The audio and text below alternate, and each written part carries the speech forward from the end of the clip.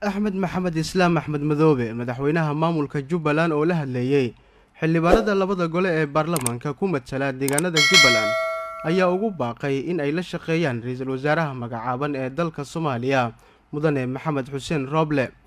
axmed madoobe ayaa sheegay in waqti kooban uu haysto howlo fara badan ay hor yaalaan ra-iisul wasaaraha magacaaban oo ay ka mid tahay sidii loo dardargelin lahaa ka gudbidda marxaladda kala guurka ee haatan dalku uu ku jiro.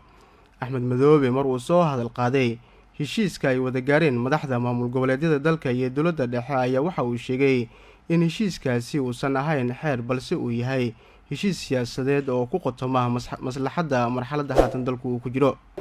waa nin dhallinyara shalay waxaan idinku soo diray damiirkiina wax ku doorta. ninkaa damiirkiina ku dooratay ra-iisul wasaaruu keenay. ra-isul wasaaraha ha laga shaqeeya soo maahayn.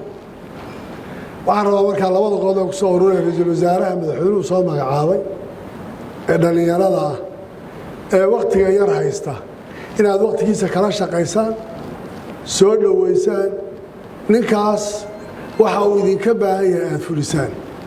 qodobka labaad oo ah heshiiskan siyaasadeed ee gaadhnay ma aha xeer, waa heshiis siyaasadeed oo aan u aragnay maslaxadu inay ku jirto oo maanta aanaan qaban karaynin doorashada ama madaxweynaha ama aqalada baarlamaanka ama golaha wasiirada lagu fakaraya sidaa in loo qabto oo dan ayna gaarsiisay.